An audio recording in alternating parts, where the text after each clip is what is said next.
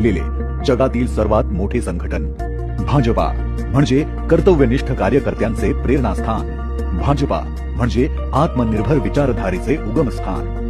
भाजपा म्हणजे भारतीय संस्कृती, भाषा व परंपरांचे रक्षण।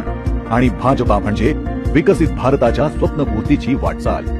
सर्व पदाधिकारी व कार्यकर्त्यांना भाजपा स्थापना दिनाच्या